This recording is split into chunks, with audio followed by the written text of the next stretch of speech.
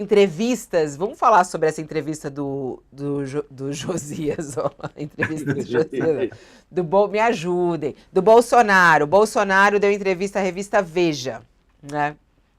E aí ele falou sobre essa história da anistia, falou mais do mesmo também, vamos combinar aqui que, né, não é uma novidade isso daí que ele falou em relação à anistia. Ele falou, falei recentemente com o Arthur Lira, e aí só mostra que tá tudo combinado, né? Tá tudo combinado. Falei recentemente com o Arthur Lira e ele vai transformar o projeto de anistia em comissão especial, que foi justamente o que ele já fez. Vamos levar para conversar com os parlamentares. E aí o que eles querem fazer, a tática deles é, se eles querem comover os parlamentares. Então eles vão levar, por exemplo, uma mãe que tem 6 filhos, lá de Rondônia, mora em Ji-Paraná, em Rondônia, e o pai foi condenado a 17 anos de cadeia, está foragido. Ele falou, fiz um vídeo para apelar aos senhores do Supremo Tribunal Federal. Eles têm que ter um pouco mais de coração. 6 crianças vão crescer sem o pai. É um abuso essa condenação. Já deu o que tinha que dar nisso. Tenho dito que nessa história de anistia o meu caso está em segundo plano. Foi o que disse Bolsonaro em relação à anistia. Mas ele falou sobre o outro interesse dele, e aí sim, esse é o maior. Ele fala que está em segundo plano, mas a gente sabe que, né, é um interesse, é um foco. 26, eleição presidencial. E o que diz Bolsonaro, inclusive foi a frase que está na capa da revista, o candidato sou eu. O candidato sou eu. Mesmo com as condenações, mesmo inelegível, Bolsonaro vem dizendo que ele que é o candidato e que ele vai voltar em 26. Ele diz, falam em vários nomes, Tarcísio, Caiado, Zema. O Tarcísio é um baita gestor, mas eu só falo depois de enterrado, diz ele. Estou vivo, com todo respeito, chance só tenho eu, o resto não tem nome nacional. O candidato sou eu. Ele bate nessa tecla, Thales. Pois é, já que eu falei no Mefistófeles, demônio, etc., isso aí parece coisa de assombração, dizendo eu vou voltar, eu vou voltar. Parece coisa. O caso é o seguinte: pelo que ocorreu na eleição municipal, o Bolsonaro, se voltasse, corria o sério risco, corre o sério risco de não ser eleito. Essa é que é a verdade. E que ele tem que se dar conta disso, de que ele está sumindo, sumindo. E se não botar outro no lugar dele, com capacidade de arregimentar votos sérios, votos de gente fora da bolha bolsonarista, ele não vai conseguir se eleger de jeito nenhum. Então, primeiro é isso. Segundo, ele está inelegível. O Supremo é quem decidiu, o Supremo é quem decidirá se o Congresso votasse qualquer coisa lá que o Arthur Lira tentasse, o Supremo é que vai decidir. E não vai dar para ele, não tem espaço para ele. Quer dizer, o Bolsonaro tem que se tocar de que ele corre um sério risco, ele tem que tomar muito cuidado de ficar falando demais nesse projeto aí de anistia, ou que os outros não são, porque ele vai perdendo aliados, além de tudo. Ele está falando mal até do Tarcísio. É um gestor, mas não tem condição. O Caiado, ele está rompido com o Caiado, praticamente, diante de tudo que ele fez. Quer dizer, ainda, ao insistir nisso daí, que ele é o candidato, ele se queima com os possíveis aliados. O Bolsonaro tem que tomar muito cuidado, porque ele está indo celeremente para o lixo da história. Então, a Isabel fala que ó, o Bolsonaro só pensa na própria anistia. A verdade é essa, e fica claro nas declarações dele. A Marlene Josias, ela fala: o que vocês estão com esse assunto aí? Halloween foi ontem. Realmente Ai, ai. as bruxas, É uma Eu tô, assombração. eu tô cheia de as graça bruxas têm hoje, é melhor eu ficar mais quietinha, né, Thales? Eles estavam falando, tinha gente aqui que tava com saudade de você, que fazia tempo que não te via. Falou, eu adoro o Thales. O Raul tá te mandando um beijo, Thales. Falou que te adora. Manda um beijo para ele. Um beijo pro Raul, então. Ô, Josias, não, agora falando essa história do Bolsonaro dizer, eu tô vivo, 26 sou eu. Vamos lá, mais uma vez naquele ponto que eu peço para vocês, né, pra gente tentar trazer pra nossa audiência a explicação, o que tá por trás disso, que recado ele traz aos seus outros que estão dizendo aí, aos seus pares, né? Fabiola, o Bolsonaro está adotando exatamente a mesma estratégia política que foi adotada pelo Lula. Exatamente a mesma estratégia. O roteiro é idêntico ao que foi adotado pelo Lula desde que ele foi condenado lá atrás na Lava Jato e depois reabilitado pelo Supremo Tribunal Federal, se tornou presidente pela terceira vez. Ocorre que os fatos são distintos, não é? E a chance de o Bolsonaro obter uma redenção que o reabilite para, que ele já está inelegível, e o reabilite para disputar a presidência, elas são escassas, porque no caso dele o calendário conspira contra, inclusive. Ele já está inelegível e ainda não enfrentou as pendências criminais que o assediam, né? Todos os, os, os inquéritos que estão em curso, e não são poucos, e o mais grave deles é o inquérito que trata da tentativa de golpe. Todo esse contencioso judicial, ele ainda está por vir, não é?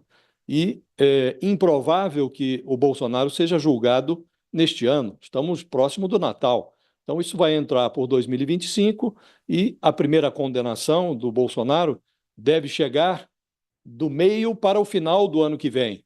Então, é muito difícil que ele depois obtenha uma anulação dessa sentença. Primeiro, porque não há previsão de uma mudança tão radical na composição do Supremo Tribunal Federal. A eleição de 2026 será feita sob a presidência de um indicado por ele. O ministro Nunes Marques será o presidente do TSE, o Tribunal Superior Eleitoral, quando chegarmos no ano eleitoral de 2026. Mas nem só de Nunes Marques é feito o TSE, há outros ministros, não é?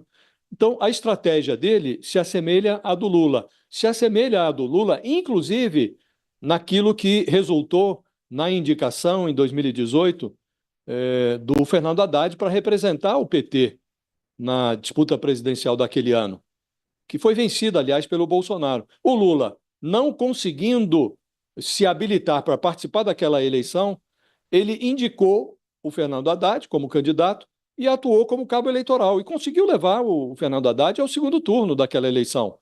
Então, essa é a estratégia do Bolsonaro, Fabiola. Ele tenta obter uma reabilitação, o que é muito improvável que ele obtenha um salvo-conduto para participar das eleições de 2026. Não conseguindo participar, ele tenta se manter vivo politicamente para influir na escolha do candidato conservador que disputará com o Lula as eleições presidenciais de 2026.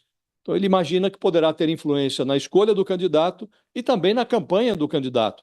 Esse é o jogo dele, Fabiola. Ele tenta se manter vivo. Ele está hoje como um zumbi político, rondando a conjuntura política, saiu enfraquecido das urnas municipais de 2024, perdeu na maior parte das cidades em que ele tentou impor a candidatura de um prefeito ou um projeto de prefeitura radical. Ele saiu derrotado na maioria dos casos, conseguiu eleger apenas um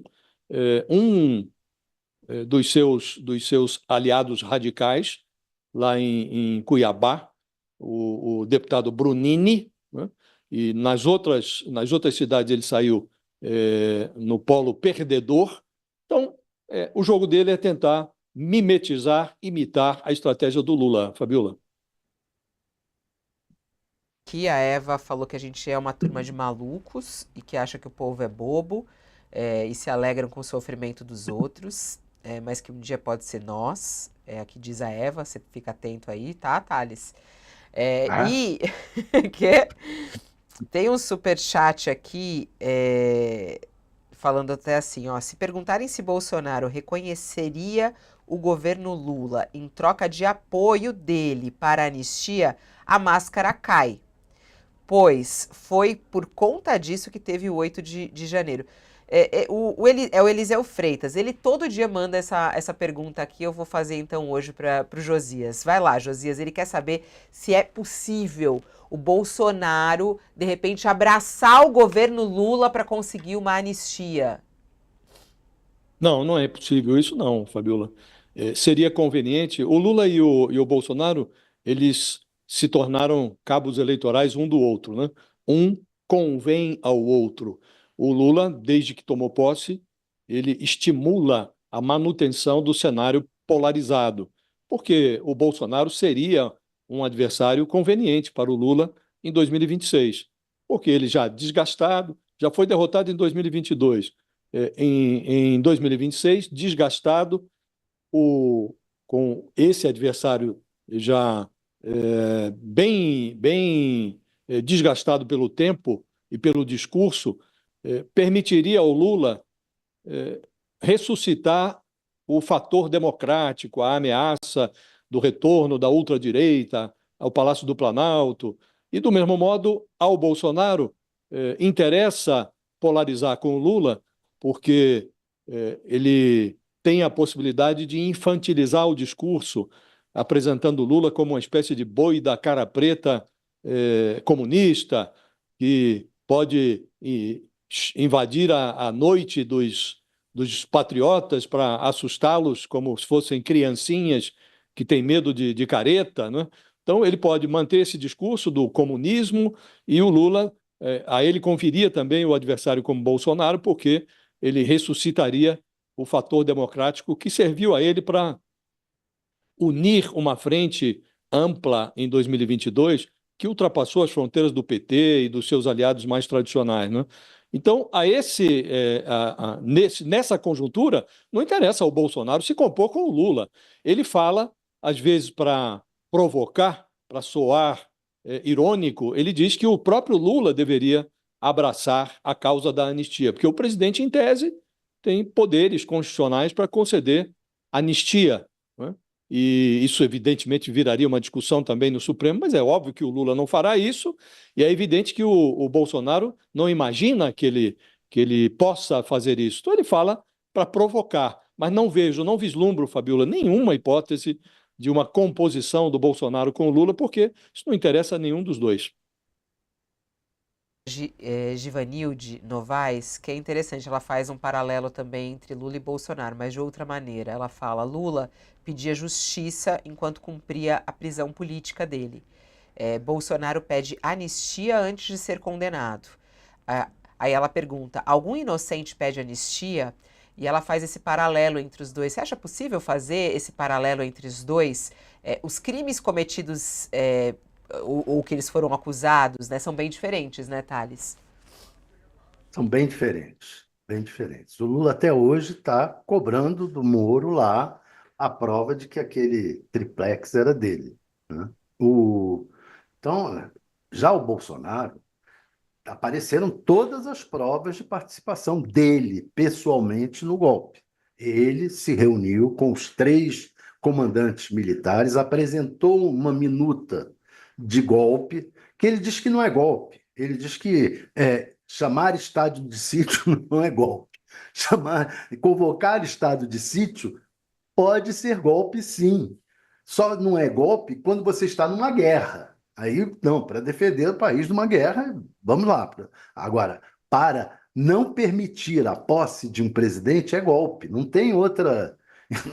Então, mas ele tem essa versão. Então, apresentou uma minuta de golpe para os comandantes militares, eles depuseram, confirmando a apresentação dessa minuta. O assessor dele também foi encontrada a minuta com o assessor. Quer dizer, aí ele também reuniu os embaixadores no Palácio da Alvorada, o que é um crime durante o processo eleitoral, reunir os embaixadores no Palácio da Alvorada para defender, para falar mal das urnas e dizer que as eleições seriam fraudadas. Quer dizer, ele cometeu tem todas as provas da tentativa de golpe. Todas as provas. Não tem como ele sair dessa. Respondendo também à questão da possibilidade de ele e o Lula se juntarem, é impossível, absolutamente impossível o Lula e o Bolsonaro jogarem juntos. Daqui para frente é absolutamente impossível. O Bolsonaro está, na verdade, com a estratégia movido pela possibilidade de uma vitória do Trump nos Estados Unidos. Ele acredita que a vitória do Trump nos Estados Unidos vai mudar a conjuntura mundial e aí o Brasil poderá entrar na onda da ultradireita radical. Creio eu que essa onda da ultradireita radical está sendo enterrada, a propósito aí do Halloween, né? Ela está sendo enterrada. Agora, tem um aspecto, Fabiola, se me permite, eu acho que está embutido aí nessa manifestação aí da nossa espectadora, que permite fazer uma comparação, né? E a comparação entre Lula e Bolsonaro, ela é muito desfavorável ao Bolsonaro, né? Porque se você for observar, sempre que teve a oportunidade de se manifestar ou de se comportar de maneira antidemocrática, o Lula respeitou a democracia. Quando terminou o mandato dele, o segundo mandato dele, ele estava estalando de popularidade. Ele tinha uma popularidade acima de 80%. Poderia ter se aventurado a encaminhar ao Congresso uma proposta que permitisse a ele disputar um terceiro mandato. Mas estava na Constituição que presidente não pode se reeleger mais do que uma vez, subsequente. Ele pegou a sua mala, foi para casa e fez a sucessora. Quando a Dilma caiu em desgraça, o Lula poderia, na transição do primeiro mandato da Dilma para o segundo, ele poderia ter substituído, com um peteleco, ele substituiria a Dilma e concorreria à presidência, com uma enorme chance de sair vitorioso. Ele respeitou o desejo da Dilma de disputar um segundo mandato. Quando a Dilma sofreu o impeachment, o PT esperneou, mas aceitou. Foi para casa, a Dilma voltou mais cedo para Porto Alegre e o jogo prosseguiu. Assumiu Michel Temer. Quando o Lula foi condenado e foi preso, ele tinha a possibilidade de viajar para um país vizinho. Havia muita gente querendo recepcionar o Lula como um perseguido político, conceder a ele um asilo, e ele foi para a cadeia, se entregou, cumpriu lá a pena no período em que ele teve que ficar preso. Ele ficou preso, e aí veio a decisão do Supremo, ele saiu e disputou a presidência. Portanto, sempre que esteve na fronteira do comportamento democrático ou antidemocrático, ele permaneceu do lado certo da fronteira. E o Bolsonaro, em relação a ele, não se pode dizer a mesma coisa, não é? Estão aí as evidências todas de que ele, primeiro, ele se comportou inadequadamente durante todo o mandato, não é? Durante toda a sua presidência, ele desrespeitava as instituições, disse que não respeitaria decisões do Supremo Tribunal Federal, ele se batia a boca com ministros, ele duvidava da rigidez das urnas eletrônicas, as mesmas urnas que o elegeram e o reelegeram durante 3 décadas, reelegeram e elegeram a família dele também. Então, ele, no final das contas, não passou nem a faixa para o seu sucessor, fugiu lá para a terra do Pateta e cometeu as atrocidades que estão agora sob investigação e que precisam ser julgadas, né? Então, na comparação, o Bolsonaro é absolutamente desqualificado, enquanto o outro, quando esteve em apuros, ele respeitou a democracia. Ó, vou falar para vocês nossos combinados a partir de agora. Como a gente está indo também para